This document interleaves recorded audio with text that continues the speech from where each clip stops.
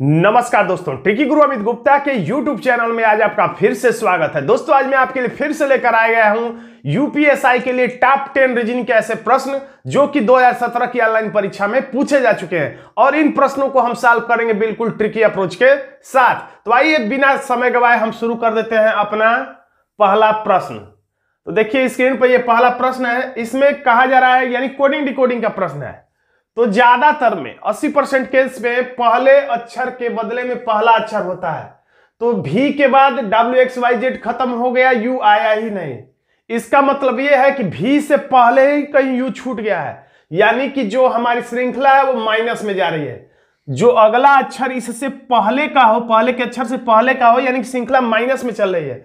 तो माइनस में जब हो तो समझने के आसानी के लिए आप इधर से इधर न चेक करके, क्योंकि उल्टा ABCD हमें यानी वर्णमाला क्रम याद नहीं होता है, तो इधर से इधर ना चेक करके बल्कि हम इसे इधर से इधर चेक कर लेंगे। यानी U के तत्काल बाद भी आ जाता है, यानी -1 है। अब C के जहां से चलते हैं उसको छोड़ के जहां पहुंचते हैं उस अक्षर को लेकर यहां नियम भी लागू होगा। तो C को छोड़ के D E 2 उंगली पे आए यानी कि -2। फिर उसके बाद K है तो K को छोड़ के L M N तीसरे उंगली पर आए यानी कि -3, यानी कह सकते हैं -1 -2 -3। अब T U R ये सब कुछ देखना नहीं है, क्योंकि आपको पूरा ब्यौरा नहीं देना, लिखित परीक्षा नहीं है।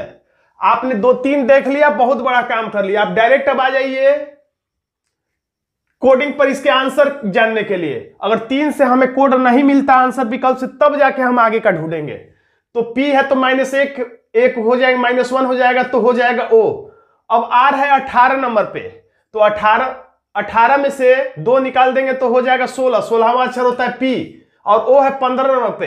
अब 15 में से 3 निकाल देंगे, लेकिन इतना निकालने की जरूरत नहीं, OP और इसमें है और किसी विकल्प में नहीं है, यानी हमारा एक ही अक्षर से आंसर मिल गया है। वैसे हमेशा ऐसा नहीं होता है, तो कम से कम 3 अक्षर तो पता लगा ही लेना चाहिए, यानी हमारा आंसर हो गया C। और जो ही आंसर मिल जाए तो हमेशा विकल्प को देखते रहिए, बार बार थोड़ा सा निकालिए, विकल्प को देखिए अगर आपको समय बचाना है तो। नहीं तो पूरा राम कहानी लिख के उसके बाद विकल्प देखेंगे तो आप सभी प्रश्नों को समय रहते सॉल्व नहीं कर पाएंगे और लास्ट में वही होगा BBCCDD BBCCDD। वैसे यूपीएसआई की परीक्षा में माइनस मार्किंग भी नहीं है, तो आप BBCCDD करेंगे तो कर तो ले जाएंगे, लेकिन मेरिट से बाहर हो सकते हैं। भले इस बार सीट ज्यादा है लेकिन मेरिट भी हाई जाएगी। तो अब यह है वेन आरेख का प्रश्न, और शब्द क्या है? प्रतियोगी परीक्षा, जो कि आप दे रहे हैं। ये यूपीएसआई की परीक्षा भी प्रतियोगी परीक्षा है, और बैंकिंग कार्मिक चयन संस्थान यानी IBPS की भी परीक्षा जो है वो प्रतियोगी परीक्षा ही होती है। और कर्मचारी चयन आयोग यानी SSC की जो परीक्षा होती है वो भी एक प्रतियोगी परीक्षा ही है। तो जब आप सोचेंगे तो इसमें आपको आंसर ये समझ में आएगा। इसमें से एक हो गया SSC और एक हो गया IBPS, और बाहर वाला क्या होगा? तो प्रतियोगी परीक्षा हो गया। यानी कि सभी SSC की परीक्षाएं प्रतियोगी परीक्षाएं, सभी IBPS की परीक्षाएं प्रतियोगी परीक्षाएं हैं। तो हमारा आंसर सबसे उचित हो गया दिए गए विकल्पों के हिसाब से, विकल्प B।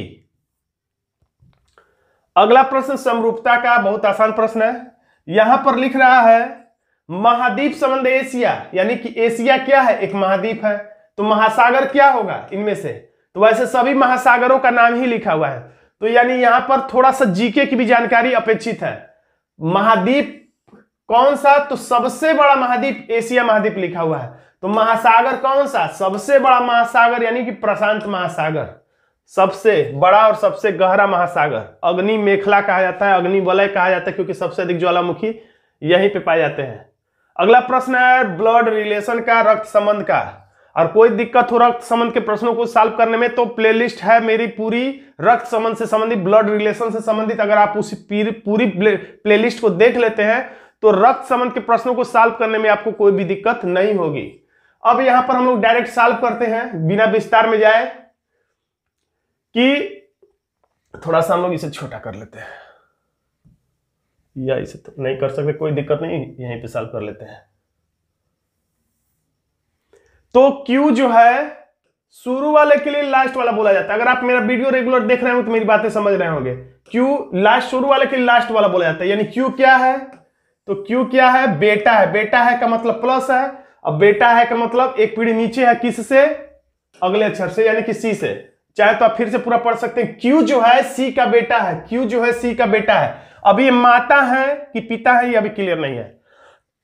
अब लिखा है जिसने, तो याद रखिए जब भी जो या जिसने आए तो जो के जगह पे यानी जो किसकी तरफ इशारा करता है, दूसरा करता, पहला कर्ता की तरफ नहीं, दूसरा वाला करता यानी कि दूसरे नाम की तरफ। या ये कह सकते हैं जो या जिसने जहां पर लिखा है उसके जगह पे कौन सा नाम आएगा, तो इससे पीछे जाइए बैक में, और जो ही पहला नाम दिखे आपको इधर से आते समय वही इसके जगह पे लिख के काट लिया, यानी जिसने की जगह पे इसको काट के सी लिख के कामा करके अब पूरा वाक्य आप पढ़ लीजिए।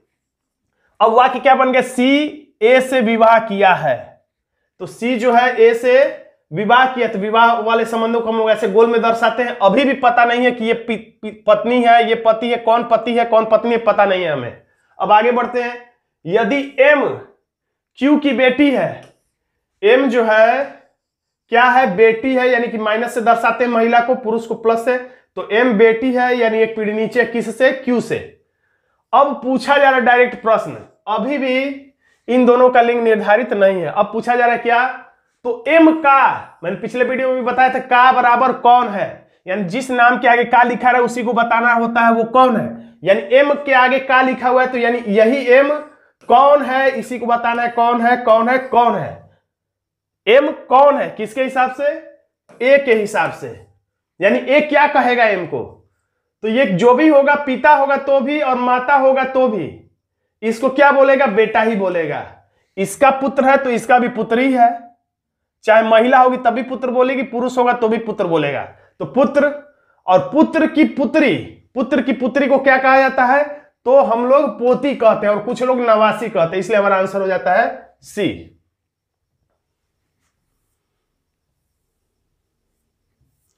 अगला प्रश्न श्रृंखला परीक्षण से संबंधित है, तो अब इसमें हम लोग आंसर निकालते हैं।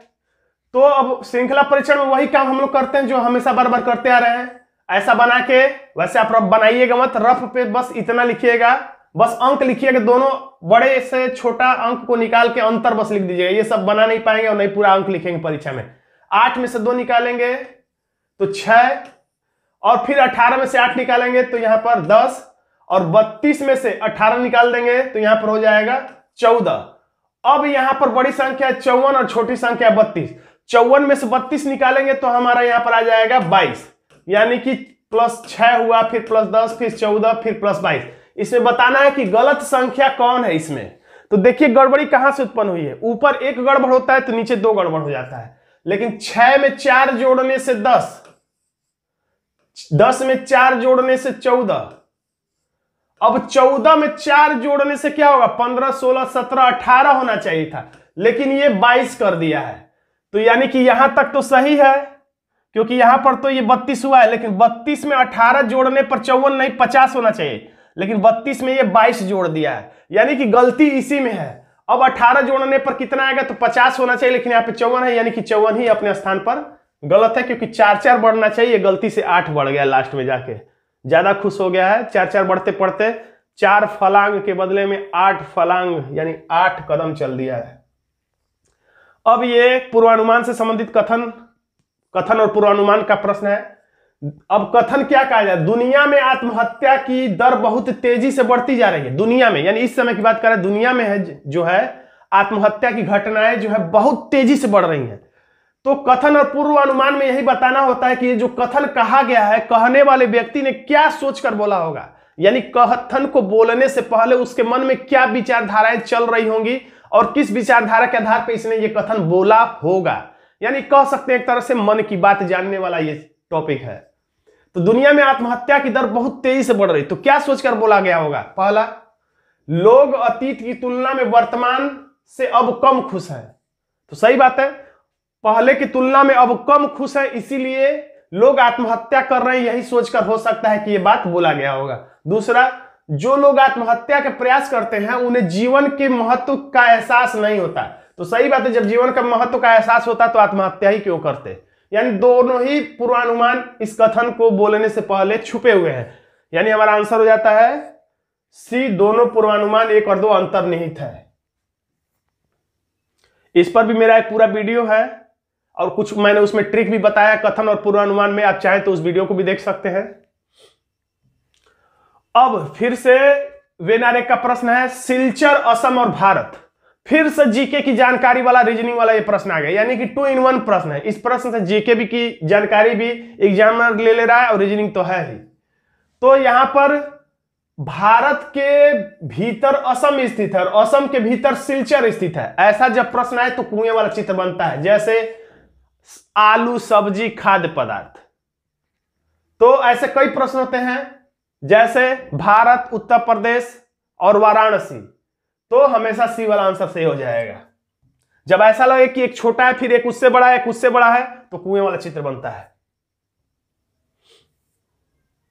अब इस प्रकार का एक प्रश्न हर 2017 की हर मीटिंग में पूछा गया था। तो देखिए यहां पर एक काला बिंदु किया गया है ये। तो ये काला बिंदु प्रश्न पढ़ने की जरूरत नहीं, 2-4 प्रश्न सॉल्व कर लेंगे, आप समझ जाएंगे पूछा क्या जा रहा है। तो काला ये जो बिंदु है वो किसके किसके लिए कॉमन है? तो ये काला बिंदु वर्ग में है। देखिए वर्ग कहेगा कि हाँ मेरे भीतर है ये बिंदु, यानी वर्ग बोलेगा कि मेरे भीतर है। और वृत्त बोल रहा है कि हाँ मेरे भीतर भी है, वृत्त में के अंदर भी है, तो वृत्त के अंदर भी है, लेकिन आयत से बाहर है। देखिए आयत से ऊपर है, यानी कि आयत नहीं बोल सकता कि बिंदु मेरे भीतर है। यानी कि ऐसा एक स्थान बिंदु के लिए ढूंढना पड़ेगा जो केवल वर्ग और वृत्त में हो, आयत में न होना चाहिए। तो अगर ए में ऐसा स्थान खोजा जाए जो केवल वर्ग और वृत्त में हो, तो अगर हम यहां बिंदु करते हैं तो ये आयत में हो जाता है, जबकि आयत से बाहर चाहिए। अब कहां बना सकते हैं? यहां अगर हम लोग बनाएं, यहां पर ध्यान से देखिए, यहां पर अगर इस स्थान पर बनाएं तो ये वर्ग में है और आयत में भी आ जा रहा है। लेकिन हमें ऐसा स्थान चाहिए जो वर्ग और वृत्त में हो, आयत में ना हो। तो इसमें हमें ऐसा स्थान ढूंढने से नहीं मिल रहा है, आप भी कोशिश करके देखिएगा।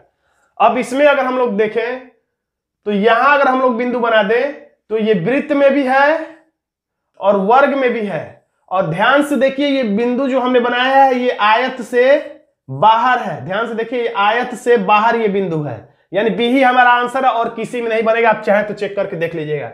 और हाँ, जब इस वीडियो को आप देखा करिए तो सबसे अच्छा तरीका है कि जो ही मैं प्रश्न लाता हूं तुरंत वीडियो को पॉज कर दीजिए, रोक दीजिए और खुद से उत्तर देने का प्रयास करिए। उसके बाद वीडियो को आगे बढ़ाएंगे तो आप पूरा इसका मॉक टेस्ट की तरह इस्तेमाल कर सकेंगे। क्योंकि मैं अगर वीडियो को प्रश्न ऐसा ला के और थोड़ी देर रुक जाता हूं तो जो मेरा वीडियो 20 मिनट का है वो 40 मिनट का हो जाएगा। तो इससे कोई फायदा नहीं है। आपके हाथ में है, वीडियो को रोक सकते हैं और प्रश्न को सॉल्व कर सकते हैं या स्पीड घटा सकते हैं। अब फिर श्रृंखला परीक्षण से संबंधित प्रश्न है यहां पे। तो अब अंतर ही निकालना हमारे हाथ में होता है। इन दोनों के बीच का अंतर क्या होगा? तो 1.5 और 1 2.5, 2.5 और 1 3.5 और 3.5 और 1 4.5 और 4.5 और आधा हो जाएगा 5। यानी कि यहां पर कितना बढ़ा है? तो 3.5 जोड़ने पर, इसका मतलब होता है 1.5 में 3.5 जोड़ने पर 5 हुआ है और 5 में 5.5 जोड़ने से 10.5 होगा। तो आपको यहां पर रीजनिंग का दिमाग क्या कर रहा है? 3.5 बढ़ा है, फिर 5.5 बढ़ा है, यानी कि 3.5 बढ़ा है, 3.5 के बाद 4.5 नहीं बढ़ा है, 5.5 बढ़ा, यानी कि +2 हो गया। तो अब रीजनिंग का दिमाग ये कह रहा है कि यहां पर आंसर लाने के लिए 5.5 के बाद 6.5 नहीं बढ़ेगा बल्कि 7.5 बढ़ेगा। तो 7.5 बढ़ेगा तो 10.5 में 7.5 जोड़ेंगे तो हो जाएगा 18, यानी हमारा आंसर आएगा 18। कहां है 18? तो हमारा आंसर हो जाएगा सी।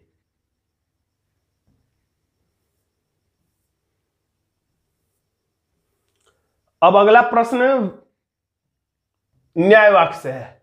हर गीत संगीत है। हर गीत का मतलब यहां पे कहना चाह रहा है कि सभी, हर मतलब सभी, सभी गीत क्या है? थोड़ा सा अलग से चित्र बना दिया जाए।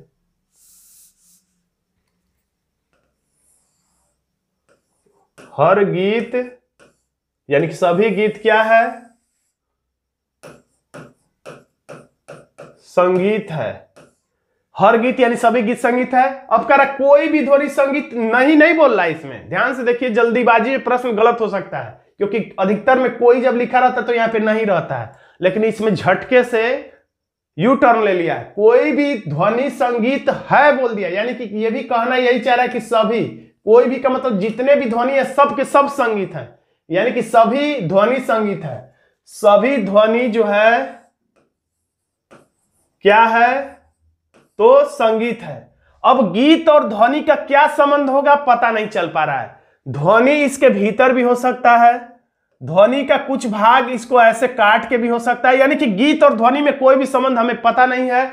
यानी गीत और ध्वनि के बारे में अगर कुछ भी पूछेगा तो हमारा निष्कर्ष 99% गलत ही होगा। अब देखते हैं, कुछ गीत ध्वनि है, गीत का कुछ भाग ध्वनि है कर है, जबकि जरूरी नहीं कि ध्वनि है, हो सकता है कि गीत का कोई भाग ध्वनि ना हो, तो इसलिए हमारा यह निष्कर्ष गलत हो जाएगा। अब लिख रहा है कि कोई भी ध्वनि गीत है, कोई भी ध्वनि गीत है का मतलब सभी ध्वनि गीत है, तो सभी ध्वनि संगीत है लेकिन सभी ध्वनि गीत है कह रहा है, ये बात गलत है, क्योंकि गीत और ध्वनि के बारे में कोई भी रिलेशन हम नहीं बना सकते, क्योंकि इसके बारे में कुछ कहा ही नहीं गया। इसलिए हमारा आंसर हो जाता है सी, न तो 1 न तो 2 अनुसरण करता है। तो दोस्तों आज का एक छोटा सा वीडियो आपको कैसा लगा कमेंट बॉक्स में जरूर लिखिएगा। वीडियो अच्छा लगा तो वीडियो को लाइक कर दीजिएगा, इसे अपने दोस्तों में शेयर कर दीजिएगा, और अभी तक आपने हमारे चैनल को सब्सक्राइब नहीं किया तो सब्सक्राइब भी जरूर कर लीजिएगा, क्योंकि यूपीएसआई के लिए ऐसे नए नए ट्रिकी वीडियो में आप समय समय पर लाता रहूंगा। और इसके तत्काल बाद में एक वीडियो हिंदी पर भी टॉप 20 हिंदी के प्रश्न जो कि 2017 में पूछे गए, वो अगला वीडियो मैं इस पे लाने वाला हूं, तो उसको भी जल्दी से जल्दी आप जरूर देख लीजिएगा। धन्यवाद दोस्तों।